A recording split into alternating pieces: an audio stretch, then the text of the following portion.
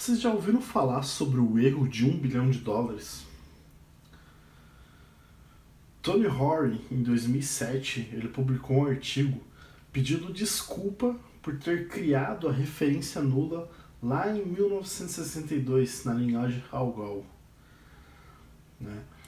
O erro de $1 bilhão é o famoso null pointer que a gente conhece na linguagem Java. Né? Existem diversas tratativas que o pessoal utiliza, né? Por exemplo, ter os null pointer exceptions, contudo o Kotlin foi por um caminho diferente. Por default, o Kotlin ele é null safety. O que isso significa? Bom, vamos codar um pouco, né, para entender. Digamos que eu tenho aqui uma variável chamada message, do tipo string, que recebe uma mensagem. Tudo bem? Se eu tentar imprimir, por exemplo, o tamanho dela, né? Sem problemas, eu vou conseguir rodar tranquilamente. Por quê? Porque esse cara aqui não vai ser nulo, né? Eu estou instanciando, eu estou dando inicializando a mensagem com um valor, né? Então, obviamente, o compilador sabe que esse cara não vai ser nulo para mim e vai rodar perfeitamente. Mas e se esse cara aqui fosse nulo? O que ele ia reclamar? Ele está falando aqui que null não pode ser um valor válido para uma string não nula. Aí que vem o null safety por default do Kotlin. Nenhum valor dentro do Kotlin ele é nulo. Ele sempre vai existir um valor. Caso contrário, o compilador não vai deixar a gente executar ou buildar nosso projeto. Para a gente dizer que essa variável message ela pode ser uma string nula, a gente adiciona, por exemplo, o operador de question mark. Então agora ele está deixando eu instanciar, né, nulo nessa variável, sem problema nenhuma. Só que aqui ele já reclama para mim. Olha, você está tentando chamar uma mensagem aqui que pode ser nulo. Esse message ele pode ser nulo nesse ponto do código. E então você está fazendo alguma coisa errada. E o compilador também vai conseguir entender e não vai deixar você executar o seu projeto. Bom, vamos dar uma olhada aqui. Por exemplo, digamos que aqui embaixo esse message ele recebe um valor. Como estou instanciando o valor, o próprio compilador ele consegue entender, né? Message não é mais nulo, então você pode executar tranquilamente essa chamada, esse acesso a esse membro, né? Dessa propriedade, desse objeto, da string, né? Bom, vamos voltar para quando essa variável estiver nula. Possivelmente, o que teria que ser feito nesse caso? Tem que fazer um if, message, diferente, de nulo, né? Aí se imprime, se não, faça alguma outra coisa, etc, etc, etc. Note que aqui o compilador já entende, né, que eu estou fazendo uma guard clause aqui, né? Estou verificando se o meu message é diferente de null. Então ele deixa eu chamar esse método, porque aqui, dentro desse escopo aqui, message não vai ser nulo. Mas a gente ainda está escrevendo muito código, está parecendo muito Java, né? Como que a gente consegue trabalhar dessa forma aqui dentro do Kotlin? A gente pode utilizar o mesmo operador que a gente utilizou lá em cima, o question mark, para dizer que, olha Kotlin, testa para mim se essa mensagem aqui é nula. Se ela não for nula, aí você chama o método member, o método lambda. Se não, não faz nada. Então, o que esse cara está fazendo aqui? Vamos executar para ver o que ele vai retornar para a gente. Ele vai retornar nulo. Por quê? Ele bateu no message, ele verificou aqui através do null safe operator, que é o nome desse operador. Verificou, o message é diferente de nulo? Não, então para por aqui. Então, como é nulo, ele chamou o toString do nulo, que é nulo. Né? Se eu tivesse, por exemplo, um cara aqui, message, uma mensagem, e executar, aí sim ele iria executar para a gente o valor. Né? E no caso aqui ele até fala, ó, você não precisa mais, você está utilizando um operador desnecessário aqui porque essa mensagem está sendo instanciada. Mas nem sempre isso é verdade, principalmente no Kotlin, que a gente tem a interoperabilidade com Java. Qualquer coisa que eu chamar lá do Java, potencialmente é nulo, né? Eu posso chamar, quando eu chamar um método que retorna uma string, provavelmente ele pode ser nulo, entre outras situações que podem ocorrer devido a essa interoperabilidade. Beleza? Mas às vezes eu quero, por exemplo, eu não quero imprimir nulo, né? Que é nesse caso aqui. Eu quero imprimir, sei lá, um valor default para esse cara. Para isso existe o else operator, que é question mark 2 pontos, por exemplo. O que ele vai testar? Se todo esse valor aqui for diferente de nulo, executa ele. Se não, executa algo default. Por exemplo, vamos executar aqui para dar uma olhada. Default. Por quê? Message é nulo? Parou por aqui, então ele não executou o length, retornou nulo aqui. O else operator vai testar. Esse cara é nulo? Então imprime o valor default. Se esse cara não fosse nulo, por exemplo,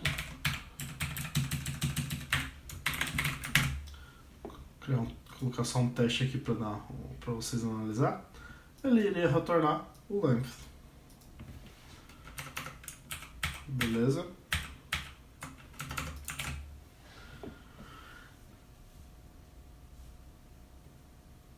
E existem situações que a gente realmente quer executar o que está vindo do valor. Digamos, por exemplo, que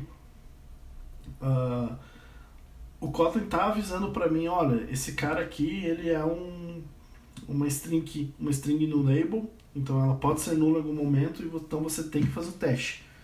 Você tem que colocar o null safe operator para testar.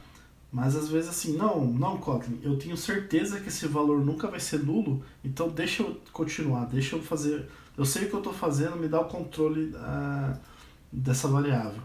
Então a gente pode utilizar o noAssert do Kotlin, que é 2 pontos de exclamação. Nesse caso, eu estou falando para o Kotlin, eu tenho certeza que message não vai ser nula nunca. O que é mentira aqui, mas tudo bem. Aqui eu estou dizendo, message não vai ser nulo nunca. Então executa esse comando porque eu tenho certeza que vai dar certo. Então, por exemplo, se eu testar aqui, vamos voltar para message de novo. Se eu executar esse cara aqui, né, ele vai retornar para mim o length normal. Mas se esse cara for nulo e eu estou utilizando o noAssert operator, o que será que ele vai retornar para mim? Ele vai me dar um Kotlin null pointer exception na minha cara. Né? Então a gente tem que tomar bastante cuidado, né, quando a gente for trabalhar com o null safety do Kotlin. Beleza? A gente pode também utilizar isso, né, em funções. Então, por exemplo, tem uma função aqui que retorna uma string, por exemplo. string,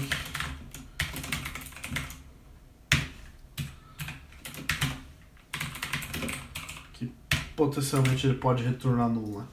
Então, val result return string, por exemplo. Eu quero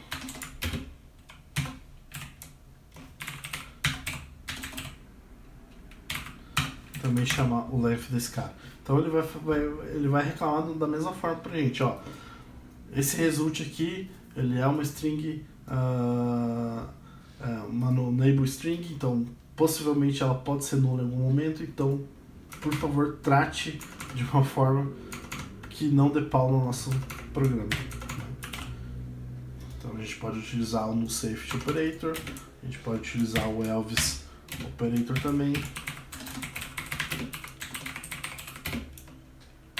para fazer essa brincadeira. Então, só para recapitular sobre essa parte de nullSafety, né? Então, por default, né, os tipos não podem ser nulos, né? Então, a gente pode declarar tipos no enable utilizando o nullSafety operator, question mark, né, um ponto de interrogação, como sufixo, né, do nosso tipo. O nullSafety operator também provê a habilidade de acessar membros, né, do nosso objeto, propriedades, funções, etc. Quando esse valor não for null, né? A gente viu também que quando a gente tem uma referência a R que pode ser no enable, a gente pode dizer assim, se R, né, se esse valor não for null, use ele, mas se ele for nulo, utilize esse outro valor aqui que eu tenho certeza que não vai ser nulo, né? Utilizando o else operator e o noAssert operator do Kotlin, né? Provide um jeito, né, de acessar os membros sem precisar fazer o nullCheck. Bom, a gente falou um pouquinho de nullSafe, agora a gente vai falar um pouco sobre várias coisas que acabam se encaixando num tópico específico, mas a gente resolveu colocar tudo dentro dessa aula. Bom, primeiro, vamos voltar para um exemplo que a gente tinha feito aqui. Por exemplo, message, né, é uma string no enable que estava sendo inicializada com null, e depois a gente vai fazer um message receber algum valor. Message, por exemplo. O nosso compilador ele fala que nesse caso é desnecessário fazer a chamada do nullSafe operator nesse caso, porque eu sei que ele está recebendo algum valor, né? Vamos tirar ele aqui. E se a gente der uma olhada aqui, quando a gente coloca o mouse em cima do message, ele aparece Smart Cast to Kotlin String. O que será que isso significa? Bom, vamos dar uma olhadinha. Vamos criar um novo pacote aqui. Bits, coisas aleatórias. E vamos falar sobre o Smart Cache agora do Kotlin.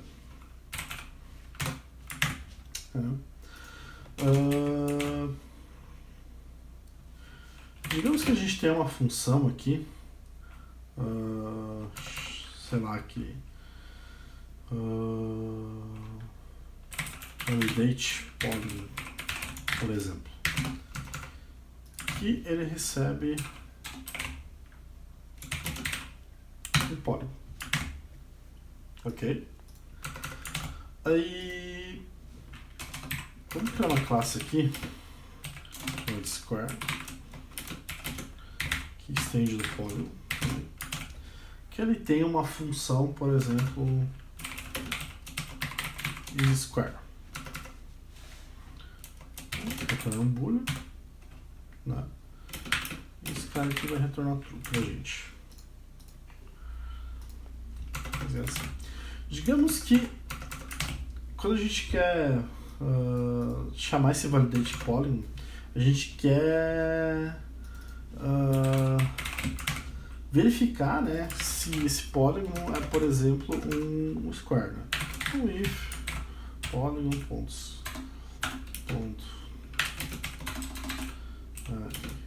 square, por exemplo, né, faça alguma coisa aqui. Tá? Beleza, se ele não fazer, ele tá lá. A gente sabe que o polígono, né, ele tem o ponto draw, né? Opa, o polígono aqui ele importou de outro cara. No import da nossa classe mesmo, né? Importar os members, né? Tudo bem. A gente sabe, né, que o polígono ele existe ponto draw, mas ele não tem, por exemplo, né, os square. Obviamente, o square é apenas dado pela classe square. Dentro desse if, a gente está falando, a gente garante que dentro desse escopo o polígono é um square, né? Então, se a gente fazer um polígono.isSquare, opa, ele aparece pra gente. É uma chamada de função válida. Por quê? Por causa do Smart Cache.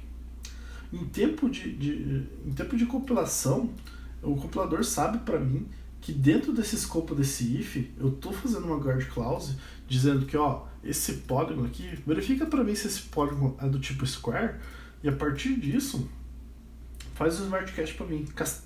Dá um cache nele para mim, que agora esse polígono, em vez de ser a classe base, ele é o próprio square. E isso facilita o quê? A gente não precisa mais, por exemplo, que nem no Java se acontecesse isso, a gente teria que fazer polygon, né? Polygon, né? Fazer um cache explícito, né? E aí chamar o isSquare. Não precisa disso. O próprio Kotlin, o próprio compilador, utilizando o Smart Cache, ele já faz essa validação pra gente. Beleza? E se o compilador não saber utilizar o Smart Cache? E se a gente precisar nós mesmos explicitar qual que é o cache, né, que deverá ser feito pro compilador? Vamos dar uma olhada lá nessa coisa. Vou declarar aqui output do n tem um valor 10, por exemplo. E eu quero castar esse cara, por exemplo, para uma string. Então, eu consigo fazer o cache utilizando o keyword s. Então eu consigo falar, ó, dá um cache nesse input para string, beleza? E vou verificar o length. O que pode acontecer aqui? A gente sabe que o input não é uma string, né? Ele é um inteiro. O que será que ele vai dar de erro pra gente aqui? Opa! Class Cache Exception. O inteiro não pode ser convertido para uma string. Isso é óbvio. Né? Mas, por exemplo, como que... Se eu quiser tratar esse cara, eu não quero que lance uma sessão, eu quero que o Kotlin trate de alguma forma. Eu consigo utilizar também o null safe operator aqui, né? Falando, ó, testa para mim se esse cara é possível dar um cache para string. Se for possível, beleza, eu vou ter o valor. Se não, só retorna nulo para mim. Então esse cara ele acaba virando, né, um null label, uma string null label. Então o Kotlin ele vai pedir para mim testar se o string é diferente de nulo. E aí sim ele não vai retornar, né, para mim uma exceção, vai retornar nulo e eu posso fazer tratamentos em cima disso da forma que eu quiser. Continuando falando sobre coisas aleatórias, é um conceito bastante utilizado em diversas linguagens, são as tuplas, né? Às vezes a gente precisa retornar 2 valores, 3 valores, 4 valores e etc. Por causa de alguma regra de negócio ou alguma facilidade que a gente tem. Então o Kotlin também trouxe para dentro da linguagem essa questão das tuplas, né? No caso, ele parou no triple, né? Então a gente de duplas dentro do Kotlin, a gente tem dois tipos, o pair e o triple. Opa, não é uma Java Class. Então, para a gente definir, né, por exemplo,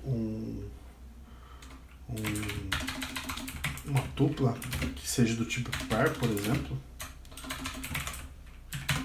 vamos fazer aqui. A gente pode fazer da seguinte maneira: fun capital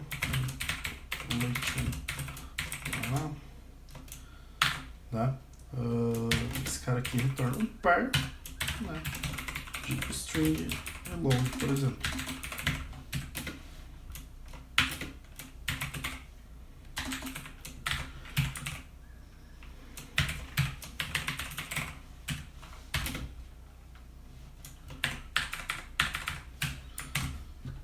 Long maiúsculo.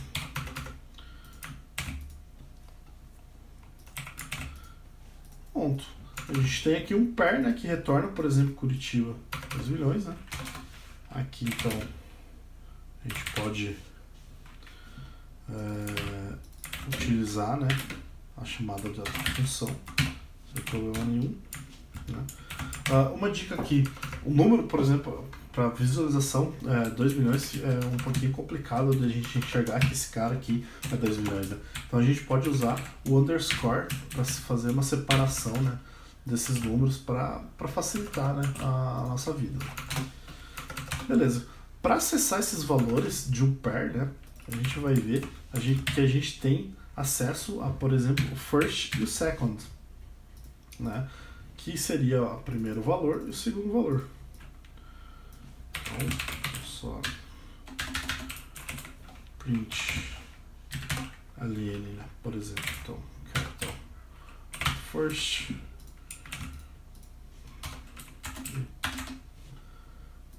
print alien second. Vamos executar. Tá aqui, capital e a população, né, fictícia aqui do Paraná, Curitiba, 2 milhões. Beleza? A gente pode fazer também a questão do triple, né?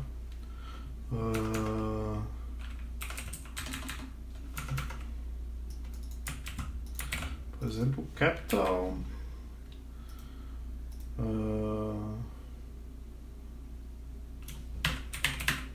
country and population of Paraná, né? Independente. Né? Um triple, né? String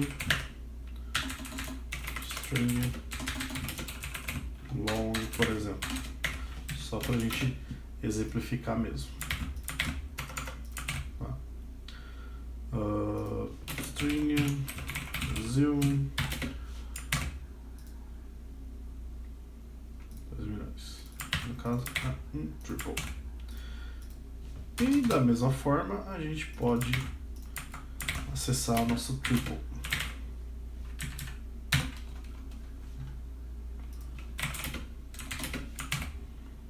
Vamos aqui.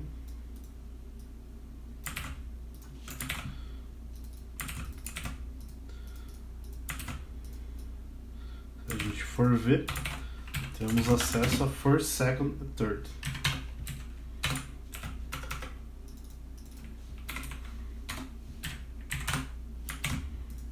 Vamos executar só para analisar.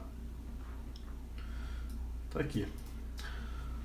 E por que o Kotlin parou no tuple, né? Tipo, ele fez apenas pair e um tuple e não continuou, né, N tuplas, né?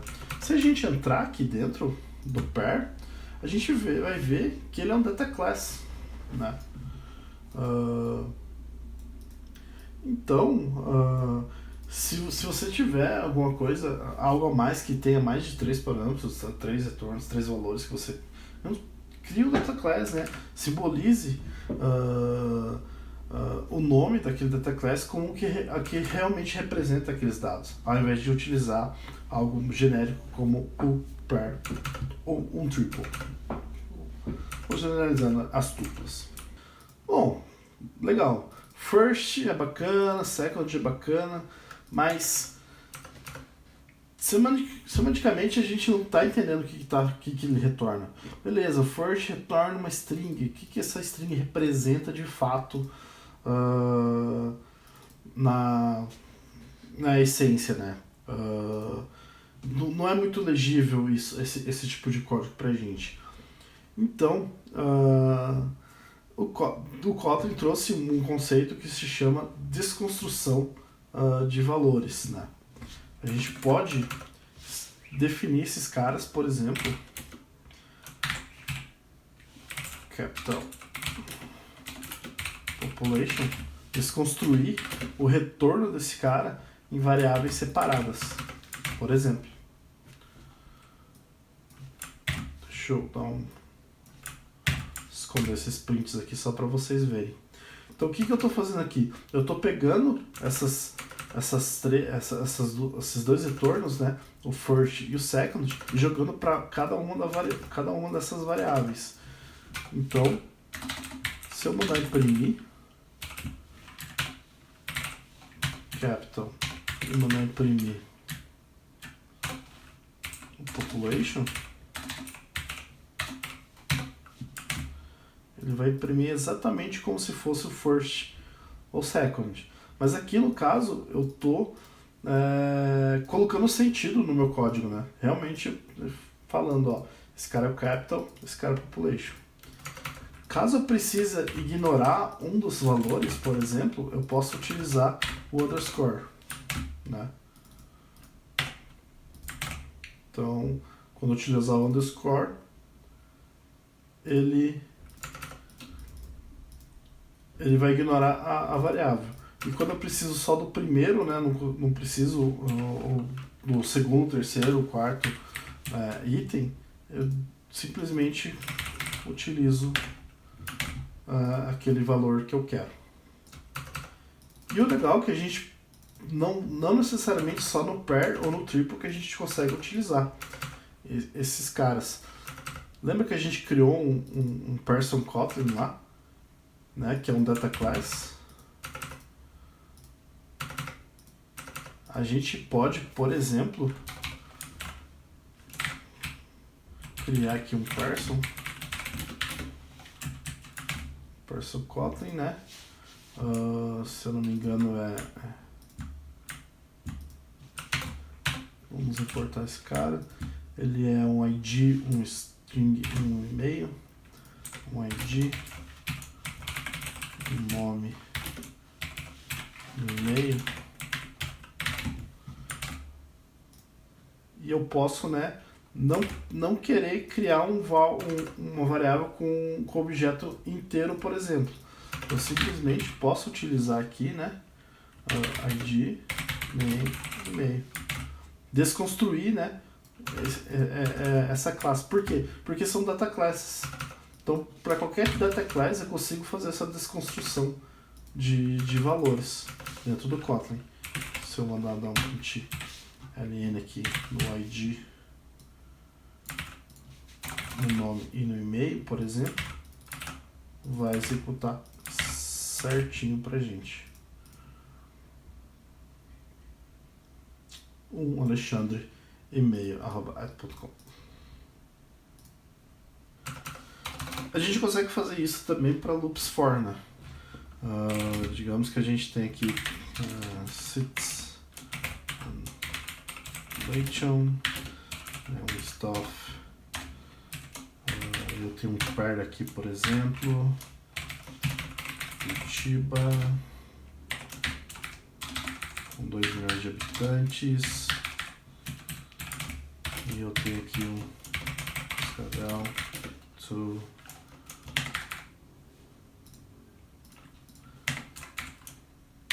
300 mil, por exemplo.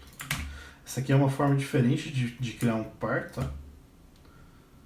Então, depois a gente vai dar uma olhada nesse sentido aqui, né? Mas para você ver, o to é um sobrecargo para criar um pair, né? Então, no for, né? A gente lembra que a gente poderia fazer tipo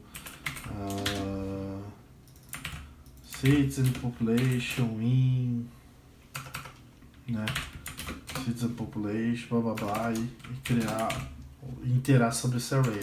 Mas eu consigo desconstruir esse valor. Vou falar city population, por exemplo, city, só para não dar conflito com o nome lá, e dar um print alien aqui, né, do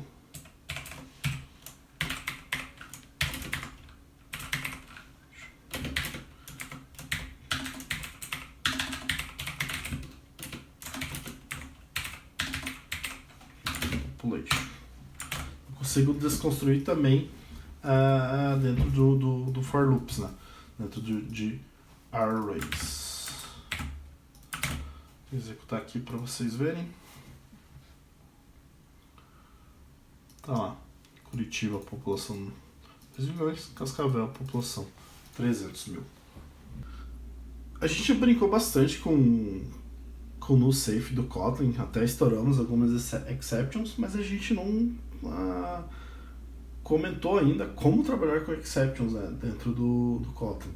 Até porque existe a interoperabilidade com o Java, né, então é possível de vir alguma exception de lá.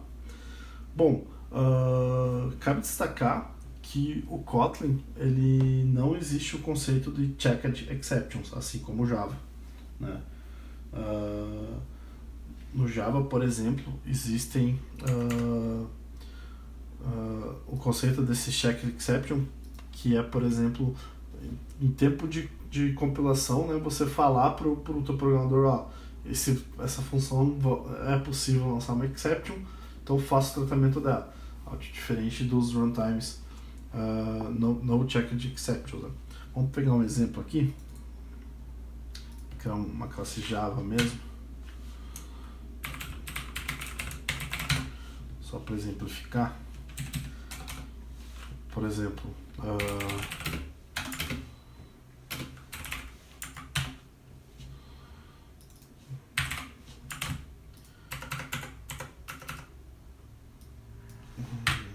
fazer uma função mesmo, void test exception aqui, por exemplo. Digamos que eu tenha lá um new file reader, né? Por exemplo.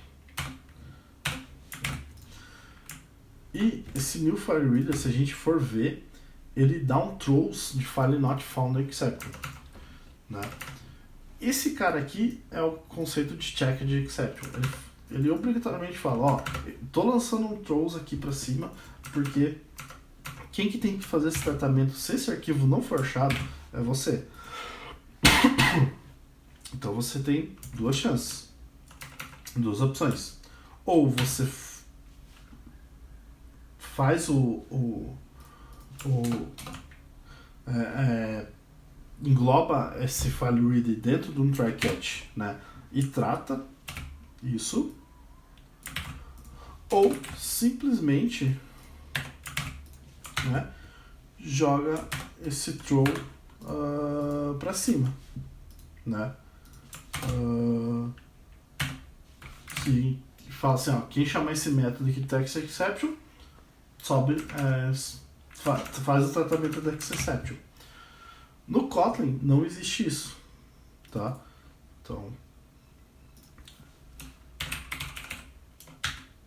vamos criar aqui um exception no Kotlin. Se a gente chamar, né, aquele mesmo método, né, do exception Java,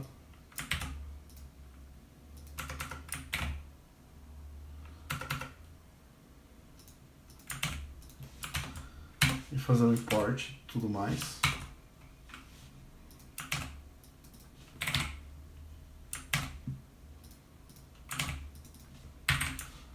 por exemplo, você vai ver que o Kotlin não te obriga a lançar a exceção para cima ou tratar ele com try catch, né? Ele simplesmente, cara, fala, programador, eu acredito que você sabe o que você está fazendo, então só confio em você, beleza?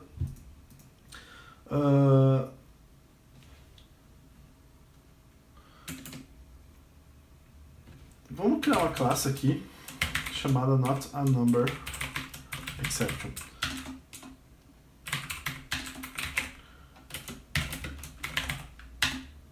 Vamos criar uma exception custom nossa, né?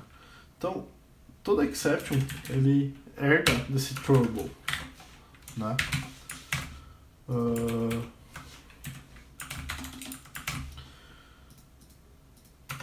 Então, a gente consegue, por exemplo,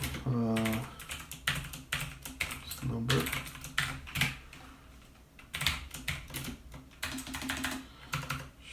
chamar aqui object que recebe um n, né?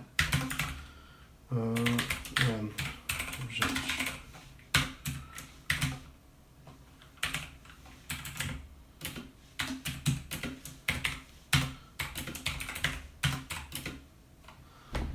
se esse objeto não for um number, um long, um float, então eu vou dar um throw not a number exception.